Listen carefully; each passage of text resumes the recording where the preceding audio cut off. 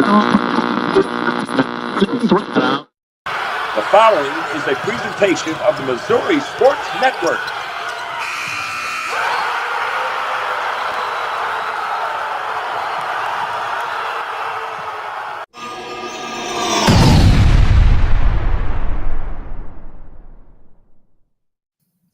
Hello again, everybody, and good morning, and welcome to Where Are They Now Wednesdays here on the Missouri Sports Network. Certainly glad that you've tuned in. As always, the Missouri State Highway Patrol reminds us to take that 3 seconds and buckle up. It's 3 seconds that could save your life. Be safe, be smart, and be here tomorrow. As I mentioned, another episode. This is Season 2, Episode 22 of Where Are They Now Wednesdays here on September the 23rd, 2025. It's Episode 74. In conclusion, I'm sorry, not in conclusion. It's Episode 74 overall. And I appreciate you tuning in. Just a reminder that you're watching the original Where Are They Now Wednesdays. Don't be fooled by the Johnny-come-latelys who are now gone or anyone else. Playing on Sports and the Missouri Sports Network are your sources for not only what Missouri high school talent does when they get to the national stage of the NCAA, but also what they're doing in high school. No one has more information for you than we do. And we appreciate your attention and loyalty over this year and a half. Hey, and do us a favor. Hey, tell one friend about it. Have them go to our page and like us on Facebook. Go to our YouTube page and subscribe. Sign up and follow us at Twitter, on X, at Scoreboard Guy, and at playing_sports. Just do it. We appreciate you. Hey, send us an email if we missed something or you want to promote something as well. Hey, let us know. You can email us at Missouri Sports Network or playingonsports@gmail.com. Hey, are you ready? Good, because Kent's done his homework for you.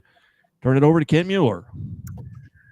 Thank you, guys. In midsummer, we started to discover where our Missouri high school talent will be competing in the NCAA this fall season. And the time has finally arrived. Yes, the start of collegiate fall sports. This last week brought even more sports to the point where in the schedule where the play really counts. The goals, the saves, assists, the wins, and the losses.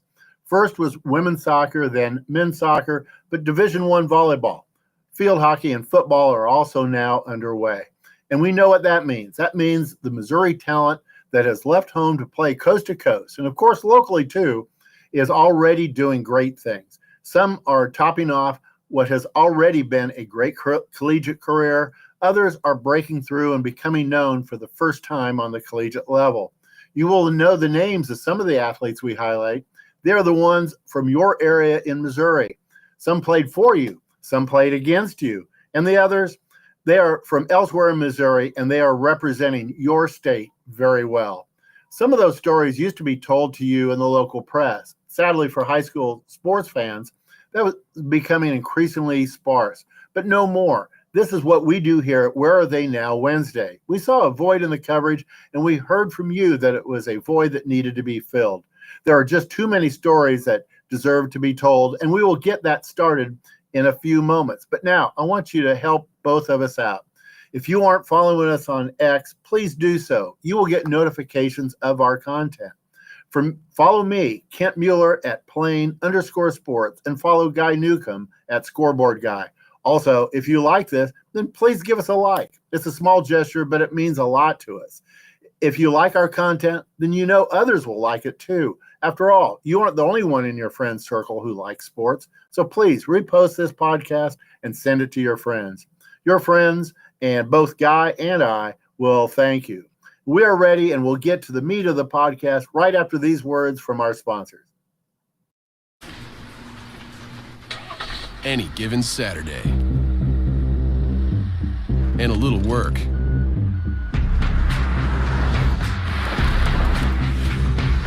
And a little play. Hey, little help? And a truck that says no to nothing. Hi, Dad. Can we give them a ride? Yeah.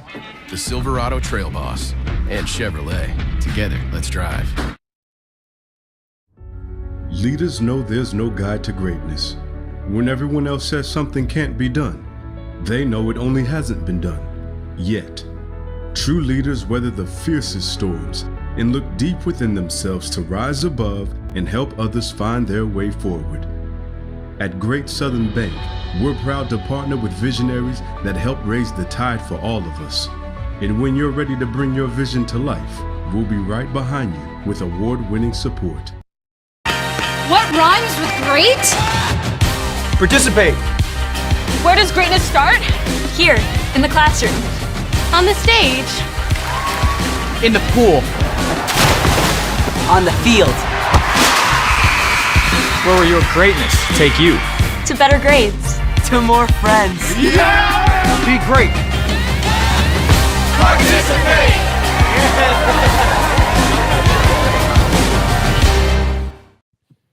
Hey, welcome back to Where Are They Now Wednesdays here on the Missouri Sports Network, MissouriSportsNetwork.com, where everyone has a home field advantage. Going back here to Kent Mueller and talk about what we'll be covering today and some of the athletes, and we'll turn it over to Kent. Well, thank you, guys. We'll be covering 5 sports that have started in the NCAA this fall. Today, we will start with football. Our athletes go all over the country to perform in their sport. After all, there are over 1,100 schools in the NCAA. The reason for an athlete to land at a particular school is almost endless. Most every recruiting story is unique. Some want to play close to home, while some want to go out further to stretch their wings. Both of these are good reasons. Some are attracted to the most competitive programs, while some want a roster where they can be a part of something good being built. It's also okay to some to go to a program where they will have to wait maybe years to get on the field, while others want to get on the field as soon as possible. I haven't even scratched the surface of the reasons collegiate decisions are made. They are all unique stories. And up first is football, fresh from opening weekend. Jeremiah Love is a junior running back. He's out of Christian Brothers. He is now at Notre Dame. Number 5 ranked Notre Dame fell to the number 10 ranked University of Miami, 27-24 on national TV Sunday evening. Jeremiah carried the ball 10 times for 33 yards. He also caught 6 balls out of the backfield for 26 more yards. Typically, he is catching the ball behind the line of scrimmage because to get those 26 yards, Jeremiah had 32 yards after the catch. He now has 1,543 career rushing yards. And a fun fact, Jeremiah holds the Notre Dame all-time record for the most consecutive games with a rushing touchdown. That's 13 games in a row. Christian Gray is a junior cornerback out of DeSmet. He, too, is at Notre Dame. In that Notre Dame-Miami game on Sunday night, Christian started in the defensive backfield and got 2 solo tackles, an assist, and 2 passes broken up. Another Missourian on the Fighting Irish defense is Gabriel Rubio. He's a senior defensive lineman out of Lutheran High in St. Charles. Gabriel came up big for Notre Dame with 4 assisted tackles. And when you add in Aeneas Williams, a sophomore running back out of Hannibal, you have all 4 Missourians on the Notre Dame roster getting onto the field, with Jeremiah Love and Christian Gray getting starts for the Fighting Irish. Also playing on Sunday and getting a start in his first collegiate game is Mason Love. He's a redshirt sophomore out of Park Hill South, the University of South Carolina in the Southeastern Conference. Mason has taken over the punting duties for the number 13 ranked Gamecocks. On Sunday, in their 24-11 win over Virginia Tech, Mason punted 5 times. 2 went for over 50 yards, and he dropped 3 inside the 20-yard line for an average for the game of 47.8 yards. Another Missourian punting on the East Coast is Owen Lawson. He is a senior punter out of Rockhurst High. He is at the University of Albany, which is in the America East Conference. If you know Owen and are tilting your head a bit, it's true. He is at the University of Albany in New York. Yes, he left Kansas City for Coffeyville Community College and then went to Arkansas for a year, but he is now a Great Dane in Albany, and that is in New York. And the punting was pretty great for Albany, too. In their loss to the University of Iowa, Owen punted 7 times. 2 of those punts went for over 50 yards, with the longest being 75. And after dropping 3 punts inside the 20-yard line, Owen still averaged 46.7 yards per punt. On the other side of the field were the Iowa Hawkeyes, including Zach Ortworth, a junior tight end out of St. Louis University High at the University of Iowa, which is in the Big Ten Conference. Zach, a two-time letter winner for Iowa City, caught one ball on Saturday for 5 yards. Also getting on the field for Iowa was Bo Stevens. He's a senior offensive lineman out of Blue Springs. Keyshawn Elliott is a senior linebacker out of Richmond High. He's now at Arizona State University in the Big 12 Conference. The former Spartan started out with 2 years at New Mexico State. Last year, he made 65 total tackles for Arizona State, the 5th high for the Sun Devils. In Arizona State's season-opening 38-10 win over Northern Arizona, he recorded 5 total tackles, including 1 solo, 1 for a 4-yard loss, and also had a quarterback hurry. And if you think the names Elliott and Richmond sound familiar, you are right. Keyshawn's cousin is Lenville Elliott, who played for the Bengals and the 49ers, earning a Super Bowl ring while in San Francisco. On the other side of the field from Arizona State, on the Northern Arizona roster, was Kenvion Stone, who is a redshirt freshman out of Staley High. And he is at Northern Arizona, which is in the Big Sky Conference. Kenvion got into his first collegiate game and produced right away. He carried the ball 3 times for 35 yards, scoring on a 1-yard dive for his first collegiate touchdown with 20 seconds remaining in the game. He also caught 1 ball out of the backfield for 4 yards. Also making noise for Northern Arizona was Jihad Fort, who is a redshirt sophomore cornerback out of Priory. The Southwest Baptist transfer got a solo and an assist in his first action for Northern Arizona. Monty Harrison is a sophomore wide receiver. He's out of Lee Summit West. He's now at the University of Arkansas in the Southeastern Conference. After catching 2 passes last year as a freshman, Monty got his sophomore season started right with a 29-yard reception in the Razorback 52-7 win over Alabama A&M. Having a big game on Saturday was Armand Branch. He's a redshirt sophomore wide receiver out of Festus High, and he is now at Purdue University in the Big Ten Conference. Last season, his first one on the field for Ahmad resulted in 1 carry for 3 yards, but it went off for a touchdown. This year has gotten off quickly for the Festus grad. In the Boilermaker 31-0 win over Ball State, Ahmad got his first start. He caught 3 balls for 101 yards, one was for 49 yards, and the first touchdown of the season for Purdue, just 40 seconds into the game. Also starting for the Boilermakers was Jalen St. John. He's a redshirt senior offensive lineman out of Trinity Catholic. Jalen spent 3 years at Arkansas before transferring to UNLV, where he started all 14 games last season.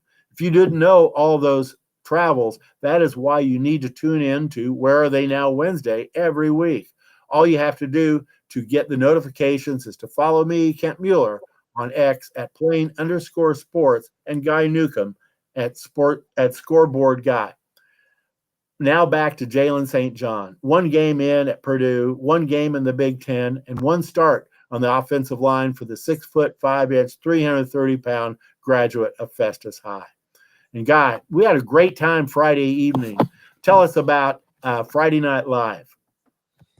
Yeah, it's kind of a way to get going on Friday night. We start off at 5 o'clock with the high school game day countdown to kickoff, and we talk about the games that are coming up. We play some interviews that we've done earlier that week with coaches, maybe our Chevy Dealers of the Ozarks Athletes of the Week, and then we kind of lead that into Friday Night Live, which goes live at 9:30. And in both shows, we have call-ins. So you want to call in at 5 o'clock, you can talk about what game you're headed to, what game you're looking forward to. Maybe you're going to watch it on YouTube, or maybe you're just going to follow along at Scoreboard Guy on Twitter. And then at 9:30, come on with the coaches. We talk with Webster Groves. We've talked with Fairgrove. We talked with a number of coaches on Friday night that got wins. And some of them had gotten wins on Thursday night, going up to Mid-Buchanan in the Kansas City area. Marshfield High School, who got a 7-6 win on Thursday night as well. So, and we got to visit with Coach Ted LePage from Blair Oaks as they went up to Maryville, got a big win, and had a 4.5-hour drive home. So I had a captive audience there with Coach Ted LePage, who is a legend in the state of Missouri. And we encourage you, hey, tune in. We had over 80,000 listeners on Friday night, and it's a lot of fun. And Hey, you want to be the smartest fan in the stands? You just need to sign up and follow and subscribe and like and do all that makes our social media the most important and in-depth in the state of Missouri. And while Guy was doing that, I was announcing the University Academy Lincoln College prep football game. But then I hurried home for our live scoreboard show. Darren Archer dug out and assembled the biggest list of Missouri football scores anyone could find, while I relayed those to our live audience from our scoreboard desk. Lots of scores, but still time to hear from football coaches from around the state after their games. Guy, tell everyone who called in to talk to us and to tell everyone about their game.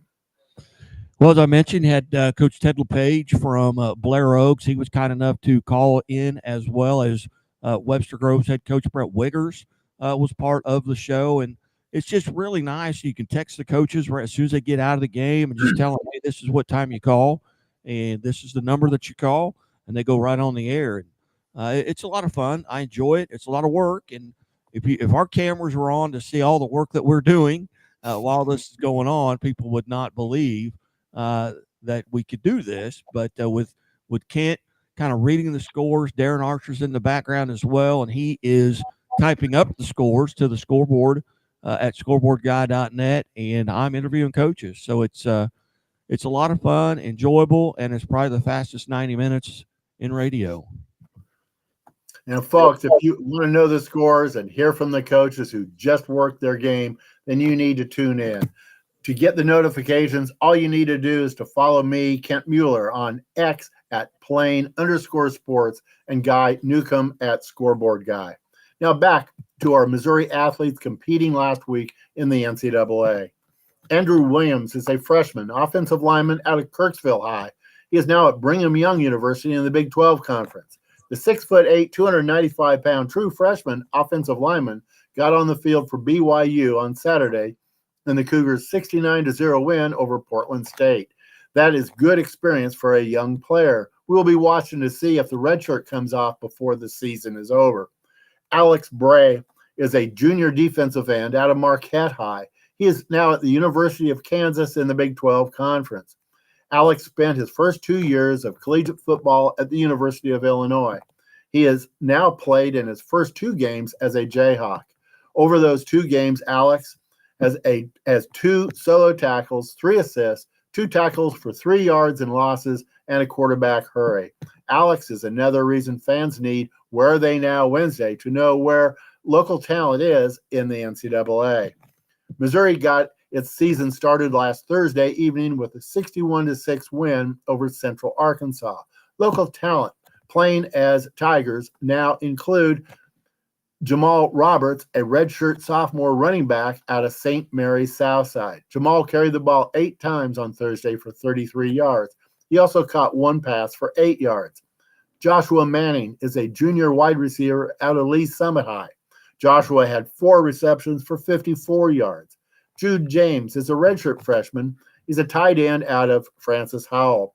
Thursday will be for a day for the James family to remember. Jude came in and caught his first pass of the season and went for 40 yards and a touchdown as the Tigers started the 4th quarter.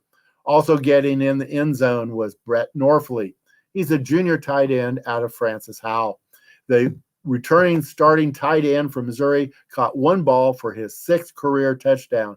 It was an 8-yard touchdown reception just 8 seconds before halftime.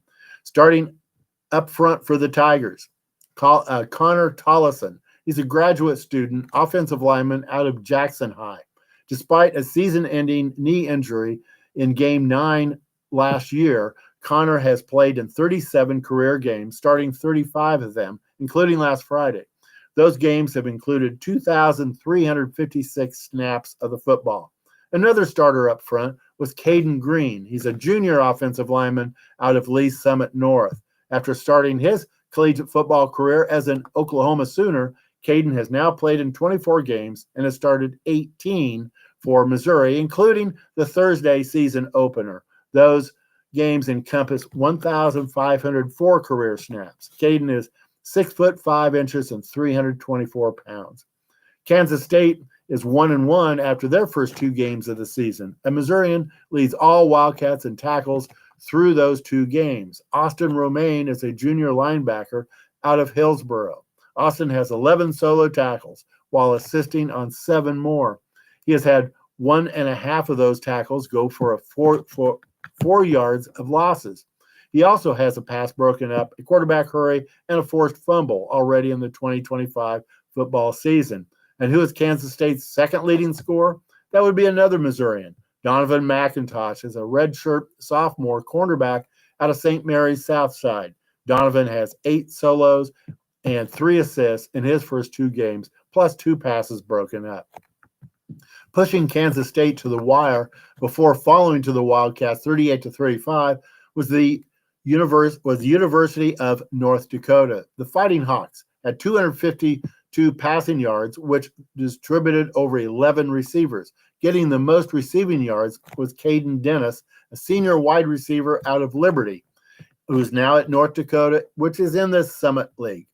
Caden led the Fighting Hawks with 41 receiving yards, which he got from 2 receptions, including a team-long 23 yards. And getting the start in his first collegiate game was Grant Nolan. He's a freshman defensive back out of Kearney. The 6'1", 175-pound defensive back came up big with 6 solo tackles against Kansas State. He also broke up one of the few incomplete passes Avery Johnson threw for the day. Missouri State had a tough day when they traveled to California to play the University of Southern California. They lost 73-13, but there were some performances that deserve noting. Cole Furbacher, a sophomore quarterback out of Glendale High. If a quarterback is going to play in college, there always has to be a first location, and some are more intimidating than others. But Cole wasn't bothered by the USC home crowd. Going into the game in relief, he completed all 4 of his passes for 12 yards. That is a good start to a collegiate career. Another Springfield area grad of 2023 to put some numbers in the box score was Ramon Green Jr. He's a sophomore running back out of Nixa High. Ramon got his sophomore season started with 4 carries for 19 yards, second high for the Bears. Lindenwood University fell to St. Thomas 35-13, but there were good performances by Missourians on both sides of the ball. Steve Hall is a redshirt sophomore running back out of MICDS at Lindenwood, which is in the Ohio Valley Conference and Big South Conference, the 2 conferences combined for football purposes this year. Steve led the Lions with 70 yards rushing on 14 attempts. His longest was for 16 yards. He was also on the receiving end of a pass. Another Missourian led the Lions in both receptions and receiving yards. Drew Crobath is a redshirt sophomore wide receiver out of Rockwood Summit. Drew caught 5 balls for 128 yards. His longest catch was for 41. On the other side of the scrimmage line was Devine Jones. He's a freshman defensive back out of Lincoln College Prep in Kansas City. He's now at St. Thomas University in the Summit League. Playing his first game as a true freshman, Devine went in off the bench to make 2 solo tackles and to break up a pass. That is a good start to a collegiate career. That is it for the coverage for this week of Missouri talent performing in the NCAA.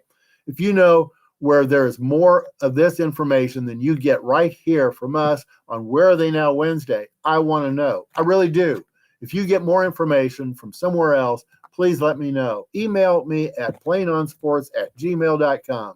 That's plainonsports@gmail.com.